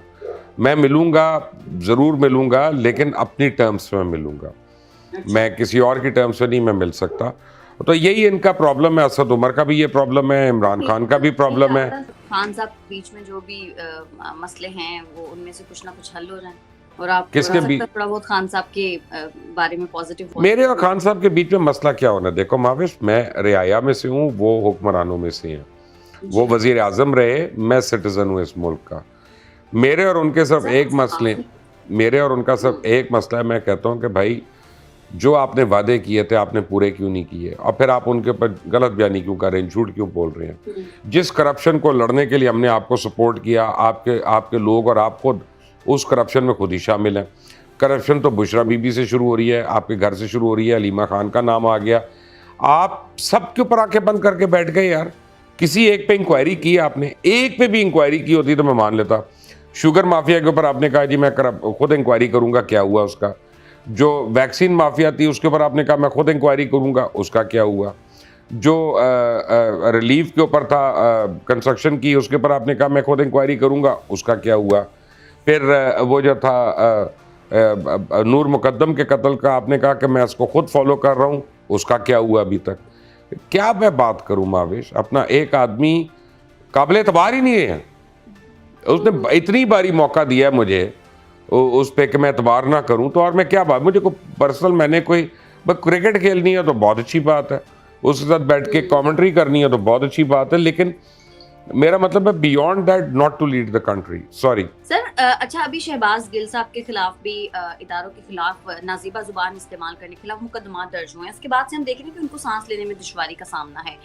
सर, ये जब भी कोई इस तरह का मैटर होता है तो कोई ना कोई शहबाज गिल तो लोगों को ताना देते थे ना, ओए ਤੁਹਾਡੀ कमरा किस तरह दी कमरा ने, एकदम ਇਹਨਾਂ 'ਚ बल पै ਜਾਂਦੇ ने, गिरफ्तारी ਹੁੰਦੀ है और मैनू करना, मैं जट हैगा, जट ते देखना, फिर अपना मेरी कमर 'ਚ कोई प्रॉब्लम नहीं होनी, मैनू कोई तकलीफ नहीं होनी। झूठों का आईजी, यानी ज़ुबान देखें आप कितनी, यानी मौलिक ज़ुबान है, मैं यही कह सकता हूँ। कितनी गलीज़ ज़ुबान है इस्तेमाल करता है ये शख्स, कितनी धमकियाँ देता है, तड़ियाँ देता है सबको, रंदा फेर देंगे असी ताड़ी लत्तां ते रंदा फेरना, ये वो। आपको गिरफ्तार किया, सिर्फ बयान ले रहे हैं तो आपको सांस की प्रॉब्लम हो गई है। यही पहले भी ड्रामा किया था, मुझे मास्क दो, मुझे मास्क दो, मुझे ऑक्सीजन दो, मुझे ऑक्सीजन दो, और उसके बाद अपना वो हॉस्पिटल के अंदर खाने पीने ये वो। जब पता चला वीडियो बाहर निकल गई तो कहते जी मुझे ज़बरदस्ती केले खिला दिए। को केला ज़बरदस्ती खिलाता है माविश? को सेब ज़बरदस्ती खिला सकता है आपको? और दूसरी बात यह है कि अब कूट तो सकता है, मार सकता है, सेब कैसे ज़बरदस्ती खिला सकता है? उसके बाद उसको जब कहा अच्छा बेल हो रही है तो बेल के लिए लेके जा रहे हैं, तो हशाज पेशाज शेव करा के जनाब साहब जो है ना वो कपड़े पहन के अदालत आ गए, और पता चला बेल नहीं, यहाँ पे तो और कहानी है। तो फिर एकदम से वकील ने कान में कहा आप इस तरह से क्यों आए हैं, व्हील चेयर में क्यों नहीं आए, वो ड्रामा कहाँ गया आपका? ये वही वाली बात है जो कासिम सूरी इमरान खान को वो कंटेनर पे कहता, खान साहब थोड़ा इस्लामी टच दे दें बस यहाँ पे। ये इन्होंने हर चीज़ को डोंग बनाया हुआ अपना, ये मरासी है, ये ढोंग है। इससे तो अपना नाम बदल लिया, अपने बाप का नाम बदल लिया। इससे आप उम्मीद करती हैं कि ये पाकिस्तान तहरीक इंसाफ के लिए फाइट करेगा? वो खुदा का खौफ करे। ये तो अपना, मैं तो समझता हूँ कि ये एजेंट है। तो सर ये लेकिन सिर्फ शहबाज गिल साहब का मसला नहीं है ना, ये तो हमने देखा है कि हमारे सारे सियासतदानों का मसला है। जब भी इनके ऊपर केसेस होते हैं तो इनको कोई ना कोई बीमारी लग जाती है। ये बात हम वैसे पहले इस पे मैं इतनी बारी बात कर चुका हूँ। मैं क्या कहूँ कि ऑब्वियसली मुझे नई बीमारियों का पता चलता है जब सियासतदान हमारे जेल में जाते हैं ऑनेस्टली, कि मुझे तो कभी प्लेटलेट्स का मैंने सुना भी नहीं था। तो अल्लाह माफ़ करे, अल्लाह ना ही सुनाए तो अच्छा है। लेकिन यह है कि आजकल वैसे डेंगू बहुत फैला हुआ है, इस तरह की बात ना ही करें आप। वैसे अल्लाह ताला ना करे, अल्लाह ताला कोविड भी डेंगू भी अल्लाह ताला हर नागानी तकलीफ से बचाए हर एक को। लेकिन बात यह है कि यही तो मैं कह रहा हूँ, हमारे मुल्क का बेड़ागर क्यों हो गया कि हमारे सियासतदान जो है इनके कॉल ऑफ फेल का इतना तजाद है, इनके अपने रहन सहन में और इनकी बातों में और इनकी तकरीरों में इतना तजाद है, इनके अमल में और इनके आमाल में और इनकी गुफ्तगू में इतना तजाद है कि हमें कहीं देखने को नहीं मिलता। तो इससे ज़्यादा हम मैं क्या कह सकता हूँ यार, उनको सारे अपनी तरफ से तो शरीफ लोग हैं। सर खान साहब कहते हैं कि हमारे कुछ लोग असम्बलियां तहलील होने से घबरा रहे हैं, हालांकि इस बात से तो हमारी मकबूलियत में और इजाफा होगा। तो इस बात का क्या मतलब है? खान साहब एक्सेप्ट कर चुके हैं इस बात को कि अब आम इंतखाबात अपने वक्त पर होंगे? आम इंतखाबात अपने वक्त पे होंगे माविश, और हो सकता है कि आम इंतखाबात का वक्त बदल जाए लेकिन वो आगे चले जाए। ये मैं आपको ये 2 हफ्ते से कह रहा हूँ, ये पहले नहीं होने। और खान साहब देखे अंडर हैंड जो ये डीलिंग कर रहे थे ना थ्रू आरिफ अलवी, उसमें ये जून तक तो पहले मान गए हुए थे कि अच्छा जी जून का अनाउंस कर दें। तो उन्होंने कहा जून में तो बजट है, ये जून में बजट होगा, बजट से पहले कैसे कर दें हम इसको, बजट इजलास तोड़ के हम इलेक्शन अनाउंस कर दें। तो ऑब्वियसली इनको पता था कि अगस्त सितंबर से पहले तहलील नहीं होनी असेंबलियाँ, तो सितंबर में होगा, फिर अक्टूबर में जाके नवंबर में जाके इलेक्शन हो जाएगा। ये इनको पहले का पता है, ये अपनी कैंपेन को इन्होंने जिंदा रखा हुआ है और सब कुछ। और खान सिर्फ कोशिश ये कर रहा है कि किसी का नाअहल ना हो जाए। एक केस में तो हो गया नाअहल, तोशाखाना केस में, मज़ीद केसेस में भी उसकी नाअहली मुतवक्की है। फिर उसकी एक ना ख़त्म होने वाली फ़िल्म शुरू हो जाएगी। आपने देखा नहीं आज, जैसे आपने अभी बात की, असद उमर ने कितनी भाग के एकदम से माफ़ी मांगी। वो माफ़ी गैर मशरूत मांगने का मतलब भी ये था कि यहाँ से मैं ना सज़ा याफ्ता हो गया तो नाअहल हो जाऊँगा, नाअहल हो गया तो सियासत ही ख़त्म। तो यही इमरान खान को इस वक्त तड़प लग रही है कि इलेक्शन वक्त पे हो या वक्त के बाद हो, ये नाअहल ना हो जाए। ये इसीलिए इलेक्शन कराना चाहते हैं कि ये जनाब पावर में आए और अपने ऊपर केसेस ख़त्म कर दें। और मैंने आपको पहले दिन कहा था, तहरीक इंसाफ वाले खुद नहीं चाहते कि असेंबलियाँ तहलील हो। अब खान का अपना बयान आ गया कि जी वो मेरे कुछ साथी नहीं, अक्सर साथी नहीं चाहते उसके, वरना कल को कर देता ही है अगर इसको लगता है सिर्फ 15-20 लोग हैं। सर फवाद चौधरी साहब कहते हैं कि खान साहब अगर ना कहते और सदर आरिफ अलवी साहब समरी पर दस्तखत ना करते तो मुल्क में मार्शल लॉ लग सकता था। सर वाकई ऐसा हो सकता था? इस पे क्या कहेंगे आप? आरिफ अलवी की क्या मजाल है कि ना करता? आरिफ अलवी के लिए फिर प्रिजन वैन आती और वो प्रिजन में जाता, आर्टिकल 6 लगता उस पर, सबवर्जन ऑफ कॉन्स्टिट्यूशन। ये बैठे बिठाए अगर मगर चूंके चुनाचे इन्होंने पूरे मुल्क को पागल बना दिया, मफलूज बना दिया। पहले झूठ बोल के, फिर करप्शन करके, फिर 2 नंबरियां करके, फिर अपनी अय्याशियों से, फिर अपनी बेलगाम जुबान से। इनकी जुबानों का साइज देखो, इनके कद से कितना कितना लंबा है। तो खुदा के लिए बात ही नहीं खत्म होती, रोज कोई ना कुछ आके बक देना, रोज कुछ बक देना। ये बक नहीं तो इस मुल्क को और इस कौम को इस हाल पे पहुंचा दिया कि हम इररेलेवेंट मुल्क हो गए हैं पूरी दुनिया में। पूरी दुनिया कह रही है पाकिस्तान में क्लाइमेट चेंज जो है उससे सबसे ज़्यादा इफेक्ट हुआ, $70 बिलियन का नुकसान हो गया, और हमारे जितने लोग हैं उनको प्रॉब्लम ही नहीं है क्लाइमेट चेंज की। और उससे आप बात कर लें इमरान खान से, हमने तो बिलियन ट्री लगा दिया। भाई किधर लगाया तुमने? बर्मा में लगाया, श्रीनगर में लगाया, श्रीलंका में, कहाँ पे लगाया तुमने बिलियन ट्री? खुदा के लिए बिलियन काउंट करना आता है? कितने जीरो होते हैं उसमें? और आप गवर्नमेंट से बात करें, नहीं हम ये कर रहे हैं, हम ये कर रहे हैं, हमने तो क्लाइमेट चेंज पे ये करें, कुछ भी नहीं हो रहा। अगले साल फिर सैलाब आना है, फिर लोगों ने मर जाना है और नुकसान हो जाना है, फिर वही रोना धोना, फिर मैं भीख मांगने नहीं आया, मैं ये करने नहीं आया, हमारी मदद कर दें, फिर यही शुरू हो जाना सिलसिला। तंग आ गया हूं मैं इन सियासतदानों से। सर बिल्कुल सही बात है, मैं एग्री करती हूँ आपकी बातों से। सर चौधरी शुजात हुसैन और जरदारी साहब की भी तो मुलाकात हुई है और उसमें ये बात मुशावरत हुई है कि परवेज इलाही साहब असम्बलियां नहीं तोड़ेंगे बल्कि मुशावरत से नया सेटअप लेकर आएंगे। सर ये किस बात की मुशावरत हो सकती है और ये जो नया सेटअप आएगा ये कैसा होगा? देखिए परवेज इलाही साहब जो हैं वो अपनी एक सेफ जो लेयर बना रहे हैं वो ये है। आपको एक इंटरेस्टिंग बात बताता हूँ अभी इसी बात के साथ लिंक, जी कि परवेज इलाही चाह रहे हैं कि उनको पीडीएम जो है ना हामी भर दे कि वो उनके भी कैंडिडेट हैं, तो फिर वो खुल कर इमरान खान के खिलाफ बात करेंगे और फिर वो इधर से वजीर आला बन जाएंगे। यानी वो वजीर आला ही रहना चाहते हैं। तो वजीर आला एक ही सूरत में रह सकते हैं ना, कि अगर असेंबलियाँ रहेंगी, वरना तो नहीं रहेंगे। तो परवेज इलाही ने असेंबली नहीं तोड़नी। इन्होंने एक और ट्रक की बत्ती के, जिससे इमरान ट्रक की बत्ती के पीछे लगाते हैं, इन्होंने भी लगा दिया। अब जो खबर आपको मैंने देनी है कि पाकिस्तान तहरीक इंसाफ को सबसे ज़्यादा और इमरान खान को जो सपोर्ट करने वाले एंकर हैं वो हमारे दोस्त हैं इमरान रियाज खान, वो करते हैं बिल्कुल। इमरान रियाज आजकल एक बड़ा काम कर रहे हैं, यानी ये उसका क्रेडिट है इमरान रियाज का, कि इमरान रियाज फ्लड विक्टिम्स के लिए बहुत ज़्यादा फंड रेजिंग कर रहे हैं। और मैंने देखा है कि इमरान रियाज वहाँ पे लगा भी रहे हैं। और एक्टिवली उन्होंने पता नहीं काफ़ी लोगों की मदद की है, घर भी बनवाए हैं, काफ़ी कर रहे हैं काम। ये उसका क्रेडिट है उस बच्चे का, तो अल्लाह ताला उसको और इसमें ताकत दे। अब वो डिफरेंट, पिछली बारी भी जो गए थे तो वो गए थे फंड रेजिंग के लिए, इस बारी उन्होंने जाना था फंड रेजिंग के लिए, तो उनके वीज़े कैंसिल करवा दिए, उनको एयरपोर्ट से वापस आना पड़ा। हमें कैसे पता चला? सबसे पहले मोना सलाई ने ट्वीट की कि वो कौन है जिसका वीज़ा कैंसिल हो गया और एयरपोर्ट से वापस मुड़ना पड़ा, यानी चीज़ें ले रहे हैं, मजाक उड़ा रहे हैं। तो इमरान रियाज ने उस पर ट्वीट कर दिया, उन्होंने कहा कि भाईजान खुलकर बताएं किसका है, मेरा नाम लें और किसका आपने कैंसिल कराया, आप बताएं ज़रा आके, मर्द बने।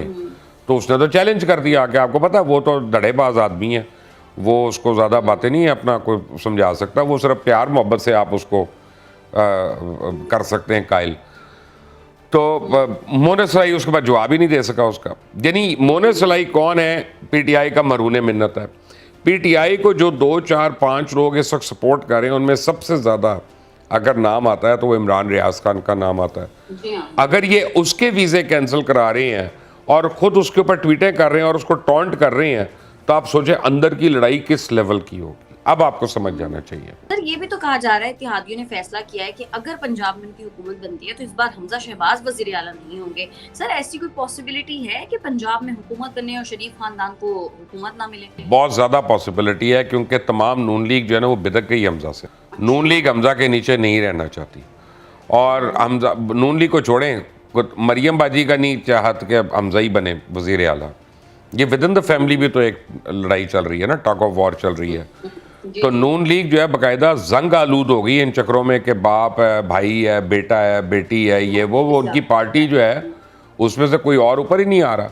और नून लीग में बड़े अच्छे और बड़े काबिल लोग भी हैं, हर पार्टी में होते हैं और इनको भी हैं, और जिनको तजुर्बा है हुकूमत का, कानून साजी का, लेजिस्लेशन का, उनको मौका मिलना चाहिए, उनका राइट है। उनको गुलामी करने के लिए पॉलिटिक्स में है सिर्फ। तो you are right, Hamza Shahbaz का बहुत माइनस में चांस है वजीर आला बनने का। सर अरशद शरीफ कत्ल केस के हवाले से बात करना चाहूंगी। सुप्रीम कोर्ट ने जो हुकूमती JIT रिपोर्ट थी उसको मुस्तरद कर दिया है और कल एक नई स्पेशल JIT तश्कील देने का हुक्म दिया है। तो सर क्या हुकूमत अपना काम ठीक से नहीं कर रही है और सुप्रीम कोर्ट जो है वो इस बात से मुतमईन नहीं है? मैं तो समझता हूँ कि हुकूमत नहीं अपना काम ठीक कर रही, और मैं तो समझता हूँ कि वो JIT सही नहीं थी। मैं तो समझता हूँ उसमें बहुत गैप्स हैं, और मैं समझता हूँ उसमें बड़े ग्रे एरियाज़ हैं, और मैं ये समझता हूँ कि वो JIT का मकसद था ख़ास बचाने का, लोगों को पकड़ने का नहीं। ठीक है ना? तो मैं तो बिल्कुल एग्री करता हूँ सुप्रीम कोर्ट के जजमेंट से और उनके लॉजिक से, और बिल्कुल सही उन्होंने किया, और इसी तरह होना चाहिए, और प्रॉपर प्रोब होना चाहिए। और देखें जिस तरह से FIR काटी है ना, एक लीगल बहस तो उस पर हो सकती है कि जनाब क्योंकि क्राइम पाकिस्तान में नहीं हुआ तो जो है ना, इसलिए FIR यहाँ पे नहीं कट सकती या उन्हीं के नाम पे कट सकती है। लेकिन मेरा सवाल यह है कि हो सकता है क्राइम की प्रेपरेशन यहाँ पे हुई हो, ये यहाँ से शुरू हो गई हो, तो फिर तो FIR यहीं पे कटनी चाहिए ना, फिर उन लोगों के खिलाफ ही कटनी चाहिए जिन जिन का नाम आ सकता है उसमें, वो चाहे मेरा बाप हो चाहे आपका कज़न हो Mavish, it doesn't matter. But जो भी अरशद शरीफ को है बेमाना कत्ल के पीछे मुलव्विस है, वो बेनकाब भी होने चाहिए, पाबंद सलासल भी होने चाहिए, और कड़ी से कड़ी उनको सज़ा भी मिलनी चाहिए ताज़ीरात पाकिस्तान के तहत। सर वकार और खुरम जो इस केस में ज़ाहिर शुरू से ही शामिल थे, उनके बारे में कहा जा रहा है कि उनके शायद कीनिया की इंटेलिजेंस के साथ ताल्लुकात हैं। तो सर इन दोनों किरदारों को क्यों आवाम से छुपाया जा रहा है?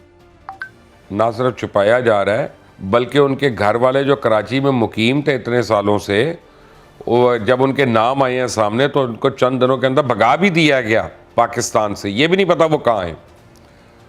तो कोई तो मुलव्विस होगा ना बीच में, कोई FIA ने जाने दिया, कस्टम ने जाने दिया, एयरपोर्ट से निकल के गए, किसी ने टिकट बुक कराए, कोई ट्रैवल एजेंट होगा, कोई एयरलाइन होगी, खुद से तो नहीं वो उसने कोई पेट्रोल का कनस्तर पिया और फीता लगा के मुंह में ढस करके उड़ता हुआ निकल गया, ऐसा तो नहीं हुआ ना वो सारे के सारे।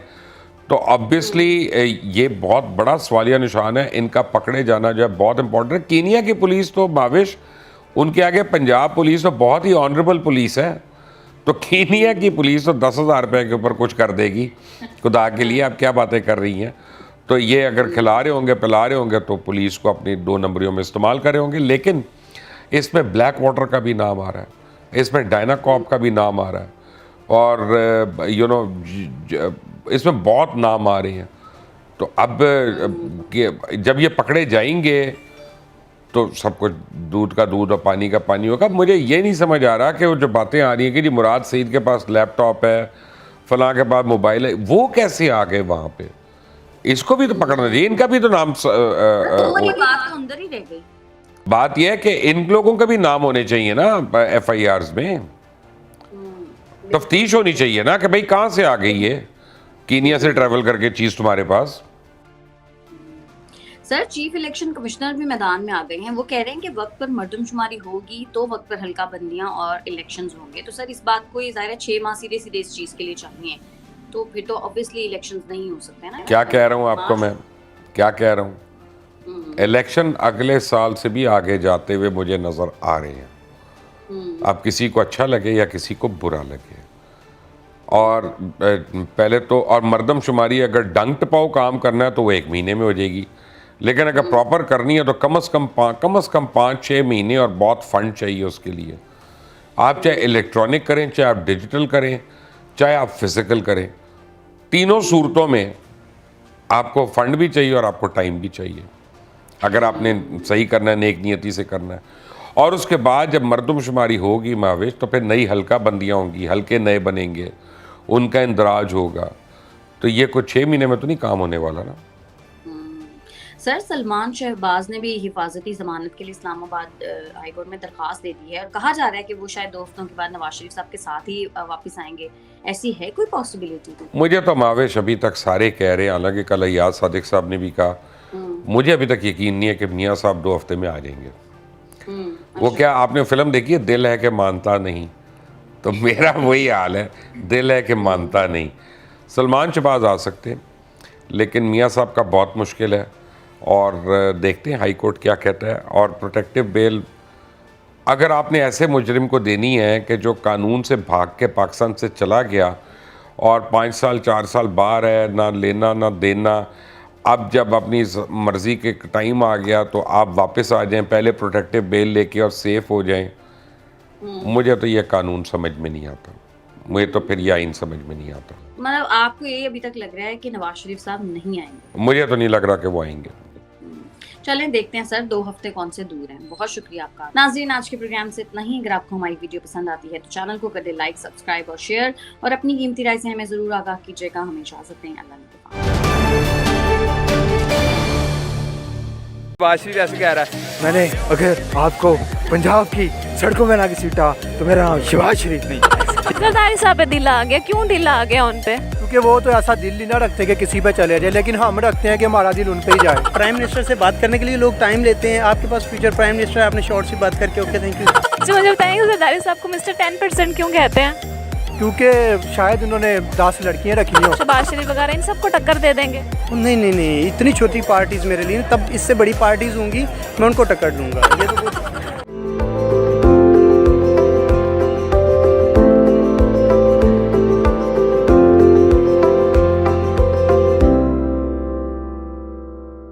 अस्सलाम वालेकुम, मैं हूँ आमना, आप देख रहे हैं बागी टीवी। और इस टाइम हम लोग एक नौजवान के साथ हैं, और इन नौजवान का नाम राहत अली, क्या नाम है?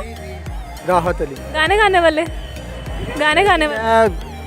राहत अली सिंपल राहत अली हैं हमारे साथ। ठीक है, इनसे बात करते हैं कि ये पॉलिटिकल पार्टी, कौन सी पॉलिटिकल पार्टी को जो है ना वो करते हैं, क्या करते हैं, सपोर्ट करते हैं? पाकिस्तान पीपल्स पार्टी को। पाकिस्तान पीपल्स पार्टी को, जरदारी साहब को, बिलावल भुट्टो को? जी बिल्कुल, उनके लिए जान भी हाजिर है हर टाइम, जहाँ पे वो कहें हाजिर है हम। अच्छा ऐसे क्यों अच्छे लगते हैं वो आपको? वो इस वजह से अच्छे लगते हैं क्योंकि पहले जो है बेनज़ीर भुट्टो को सपोर्ट करते थे, उसके बाद वो तो अल्लाह को प्यारी हो गई है, फिर जरदारी साहब पे दिल आ गया। जरदारी साहब पे दिल आ गया, क्यों दिल आ गया उन पे? क्योंकि वो तो ऐसा दिल ही ना रखते कि किसी पे चले जाए, लेकिन हम रखते हैं कि हमारा दिल उन पे ही जाए।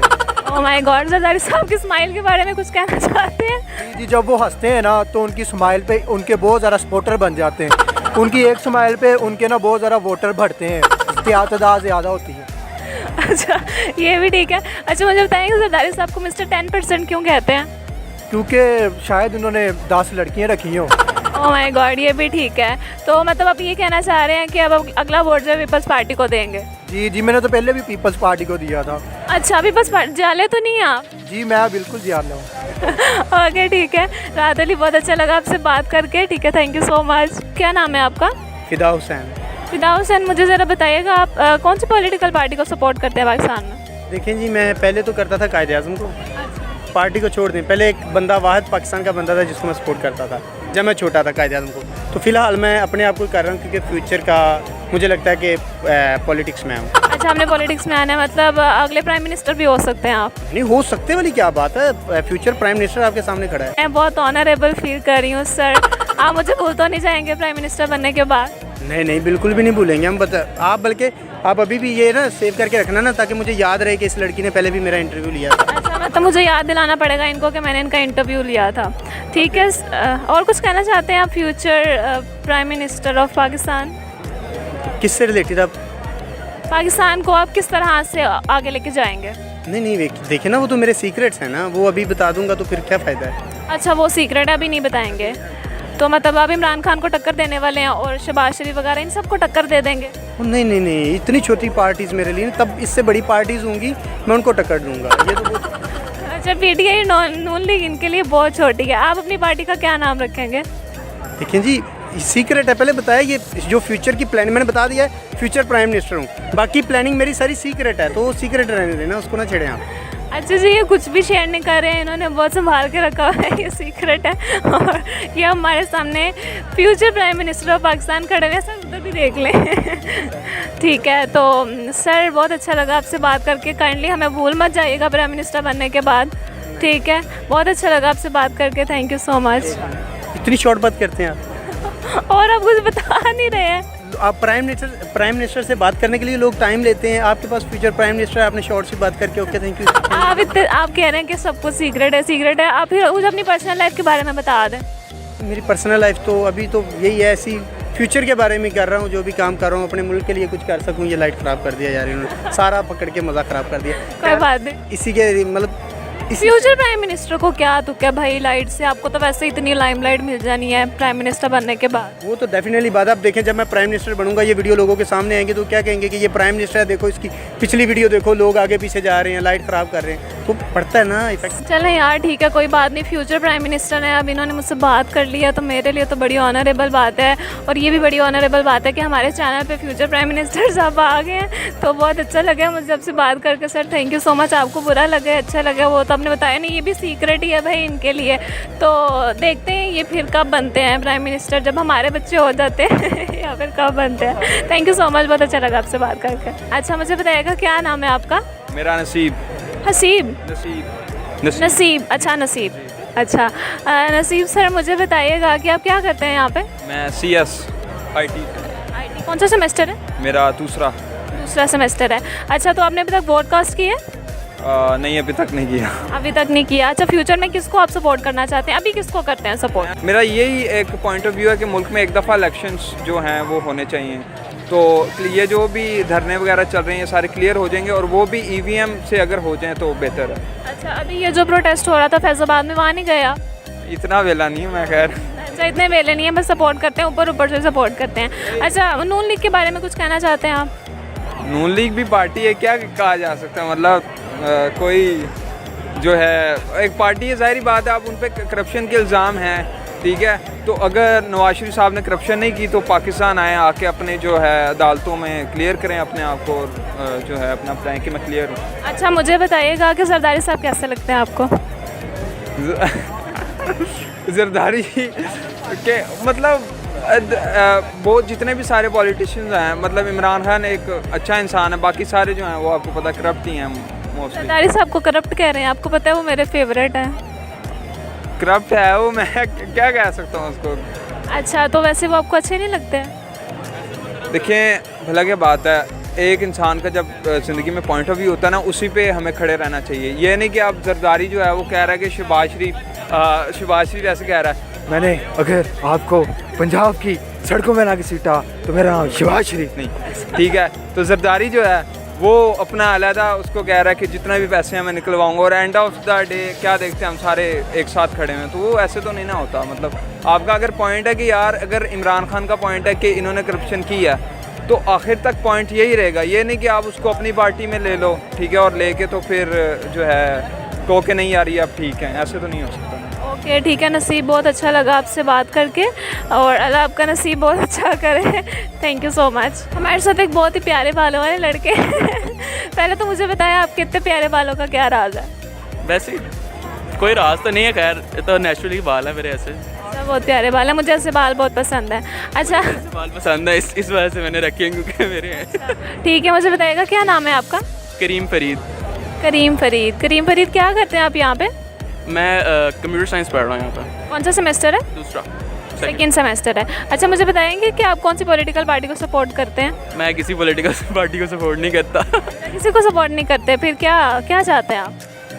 मैं चाहता हूँ कि जिस तरह पहले खिलाफत का निज़ाम चलता था ना, वैसे निज़ाम चलना चाहिए। पॉलिटिक्स वगैरह सारी फजूल चीज़ें होती हैं। जैसा लोग पहले जिस तरह बादशाहों का निज़ाम बेसिकली होता था, एक हुकूमत रहती थी, एक टाइम के लिए रहती थी, तो उस टाइम में एक प्रोग्रेस होती थी। ये क्या होता है, आते हैं 1 साल 2 साल 2 महीने 4 महीने और फिर वो चले जाते हैं, अगला बंदा आता है वो अपने रूल्स बनाता है। इस तरह जो मुल्क है ना, सारा बहुत ख़राब से ख़राब तर होता है। आपको डिस्टर्बेंस लग रही है? लग क्या रही है डिस्टर्बेंस, इतनी ज़्यादा डिस्टर्बेंस है। अभी ये जो प्रोटेस्ट हो रहा है फैज़ाबाद में जो रिसेंटली हुआ है, इसके बारे में क्या कहना चाहते हैं? पीटीआई का जो प्रोटेस्ट था, बहुत गलत चीज़ें हैं। सारी आवाम तंग होती है, रास्ते ब्लॉक ये वो, यूनिवर्सिटियाँ बंद हो जाती हैं, पढ़ाई है कोई नहीं, पहले ही बच्चे नहीं पढ़ते, ऊपर से ये काम करा के तो वैसे ही आपके मुल्क का सारे यूथ की एजुकेशन ख़राब कर देते हैं। ठीक है, मुझे ज़रा बताइएगा कि जरदारी साहब कैसे लगते हैं आपको? बिलावल भुट्टो ये सब लोग, ये पीपल्स पार्टी के जो लोग। पीपल्स पार्टी के इतना इंटरेस्ट नहीं है मुझे इनके लोगों में, मगर जो मैंने लोगों से सुना हुआ जरदारी के बारे में, उन लोग उसको अच्छा नहीं बोलते तो मुझे वैसे नहीं पता कि वो किस तरह का आदमी है। अच्छा चलें ठीक है, और कुछ कहना चाहते हैं आप? नहीं, अभी तक के लिए। यूथ को कुछ कहना चाहते हैं हम हमारे चैनल पे? यूथ के लिए यार, पॉलिटिक्स में कोई कुछ नहीं रखा, ठीक है, अपना पढ़ाई करो, अपना काम करो, और बस ये देखो कि अगर किसी ने आगे पॉलिटिक्स में जाना भी है ना, तो किसी ऐसे बंदे को सपोर्ट करो जो कोई चेंज लाना चाहता है, ठीक है। इस तरह के फजूल ये रैलीज पर निकल गए, ये वो इधर उधर, इस तरह की फजूल हरकतें कम से कम ना करो। Okay thank you so much. क्या नाम था आपका? करीम फरीद। करीम फरीद, बहुत अच्छा लगा आपसे बात करके। जी नाजरीन, तो आपने भी देखा कि हमने यूसीबी के स्टूडेंट से बात की है, उनके पॉलिटिकल व्यूज़ लिए हैं, और इनमें कुछ स्टूडेंट ऐसे हैं जो कि किसी पॉलिटिकल पार्टी को सपोर्ट नहीं करते हैं, कुछ हैं जो पीटीआई के सपोर्टर्स हैं, और कुछ हैं जो कि चाहते हैं यहाँ पे बादशाही निज़ाम आ जाए, और इनमें से तो कुछ लोग ऐसे भी थे जिन्होंने जरदारी साहब को सपोर्ट किया। वैसे पर्सनली मैं भी जरदारी साहब को बड़ा मुझे वो बड़े पसंद हैं, क्यूट से, अच्छे से, प्यारे से हैं माशाल्लाह, और उनका दिल बड़ा अच्छा है जो कि किसी पे आता नहीं है और ना जल्दी दुखता है। तो उम्मीद है कि आपको आज का व्लॉग अच्छा लगा होगा, और अच्छा लगा तो हमारे इस वीडियो को लाइक ज़रूर कीजिएगा। Thank you so much. अल्लाह हाफिज़।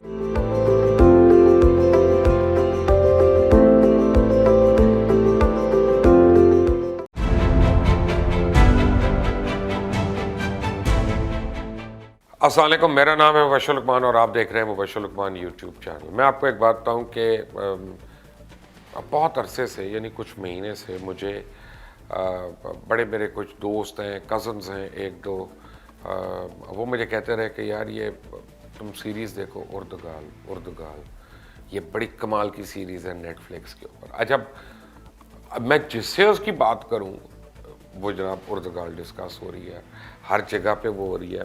अब मुझे यूके से, हर जगह से लोग मुझे कॉलें कर रहे हैं कि जनाब मैं ये देख रहा हूँ और आप भी देखें।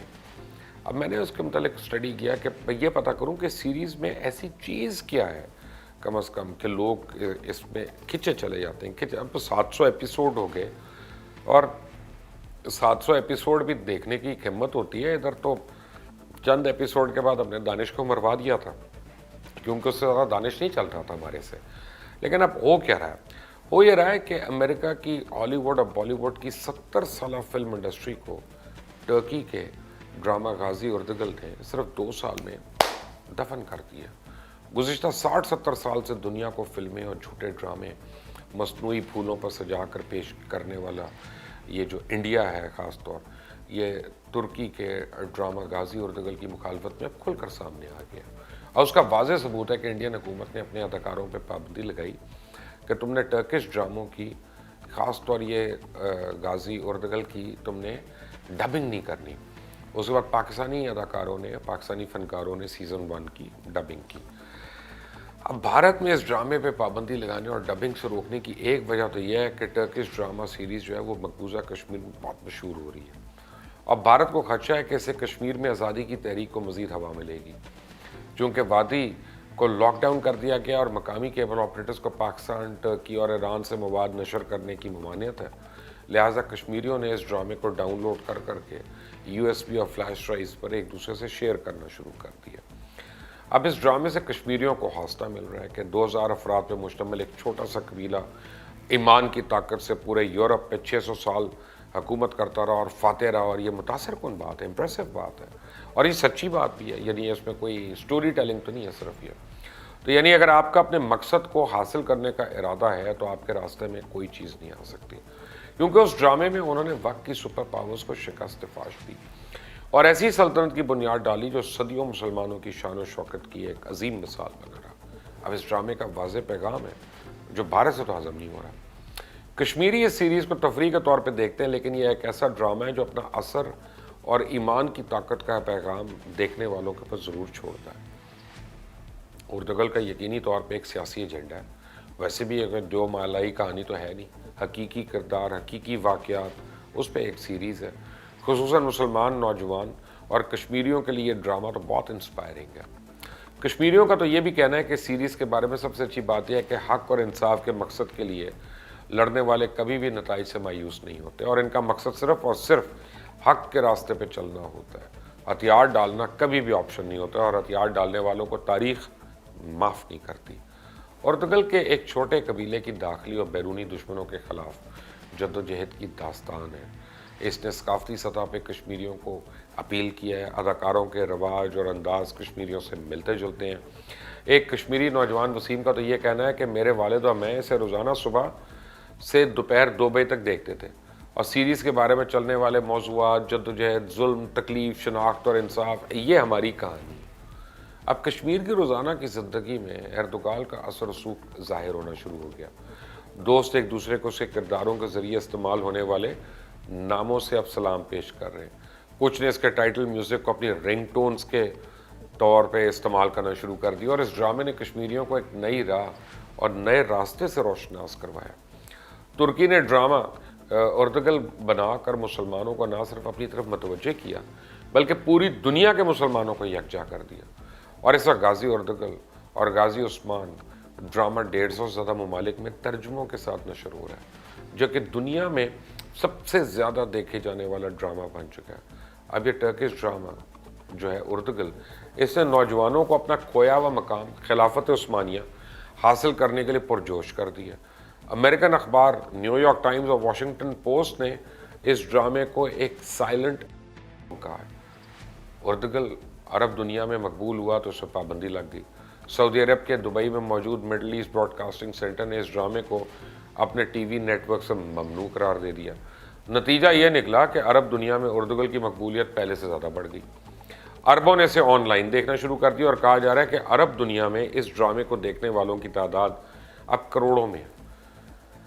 अरब इमारात और मिस्र में इसके खिलाफ एक मुहिम चलाई गई। अरब कौमियत का कार्ड खेलने की कोशिश की गई, लेकिन कोई कोशिश नहीं कामयाब हो सकी। अरब में उर्दुगल का जादू सर चढ़ कर बोल रहा है और फिर बात फतवों तक पहुंच गई और मिस्र के फतवा देने के सबसे बड़े इदारे दारुल फतह ने उर्दुगल के खिलाफ फतवा दे दिया कि इस ड्रामे को किसी सूरत भी ना देखा जाए। अब इस सारे मामले में ड्रामा अहम नहीं, तरीक़ा वारदात अहम है। कौम परस्ती की लड़ाई है, लेकिन मज़हब के फतवे की मदद से लड़ी जा रही है। इसको समझने की ज़रूरत है। मुसलमानों के साथ यही होता है, जहाँ जब और जिस काम में ज़रूरत पड़ी मज़हब को इस्तेमाल कर लिया। ज़रूरत का तकाजा हो तो औरत की ड्राइविंग भी गैर इस्लामी करार दी गई और ज़रूरियात बदलें तो वैलेंटाइन डे भी जायज़ हो जाता है। ज़रूरत हो तो फ़लस्तीन को शरई तकाजा बना के उम्मत का मसला बना दो और फिर भारत की मईशत नज़र आ रही हो तो कश्मीर सिर्फ पाकिस्तान का मसला करार पाए और OIC वज़राए ख़ारजा काउंसिल का इजलास तक बुलाना मुश्किल हो जाता है। गुज़िश्ता साल दिसंबर 2019 में यह खबर सामने आई थी कि पाकिस्तान टेलीविज़न ने वज़ीर-ए-आज़म इमरान खान की हिदायत के बाद मुसलमानों की फतवात पे कहानी मबनी शोरा आफाक इस ड्रामे को उर्दू डबिंग का आगाज़ कर दिया। रिपोर्ट्स में ये नहीं बताया गया कि उर्दुगल को कब तक PTV पे नशर किया जाएगा। ताहम ये ख्याल किया जा रहा था कि 2020 में यह ड्रामा अब नशर करना शुरू कर देंगे। फिर खबर सामने आई कि मुबैना तौर पे पीटीवी ने टर्किश ड्रामे की उर्दू डबिंग का काम रोक दिया। वजूहत क्या थी वो ये नहीं पता चला। अब रेडियो ब्रॉडकास्ट पाकिस्तान की ब्रॉडकास्टर और उर्दूगल की उर्दू डबिंग की टीम में शामिल वॉइस ओवर आर्टिस्ट रहमान ने सोशल मीडिया पे एक वीडियो जारी करते हुए इंकशाफ किया कि टर्किश ड्रामे की उर्दू डबिंग का काम रोक दिया गया। मारूफ वॉइस ओवर आर्टिस्ट का कहना था कि उन्हें इस बात का इल्म ही नहीं कि ड्रामे की डबिंग क्यों और कैसे रोकी गई।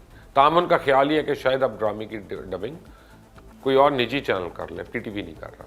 फिर पीटीवी न्यूज़ की ट्वीट में बताया गया कि टर्किश ड्रामे की डबिंग रोके जाने की खबरों में कोई सदाकत नहीं, और उन्होंने वाजे किया कि ड्रामे की डबिंग जारी और जल्द ही ड्रामे को पीटीवी पर नशर किया जाएगा। अब ये भी याद रखना कि मज़कूरा ड्रामे को तुर्की का गेम ऑफ थ्रोन्स भी कह रहे हैं, और इस ड्रामे को 13वीं सदी में इस्लामी फतवात के हवाले से इंतहाई अहमियत हासिल है। उर्दूगल ड्रामे की कहानी 13वीं सदी में सल्तनत उस्मानिया के क़याम से कबल की कहानी है। इसकी मरकज़ी कहानी उर्दूगल नामी बहादुर एक मुसलमान सिपह सलार के इर्द गिर्द घूमती है, जिन्हें उर्दूगल गाजी भी कहा जाता है।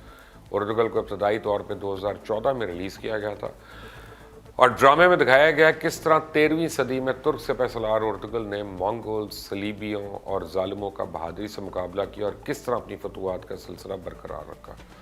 इस ड्रामे में सल्तनत उस्मानिया से कबल की उर्दूगल की हुक्मरानी, बहादुरी और मोहब्बत को दिखाया गया। अब उर्दूगल नामी सिपह सलार की वफ़ात के चंद साल बाद ही उनके छोटे बेटे उस्मान ने 13वीं सदी के आगाज़ में सल्तनत उस्मानिया के क़याम का ऐलान किया, और मुसलमानों की ये अजीम सल्तनत तकरीबन 600 साल तक 1920 तक कायम रही।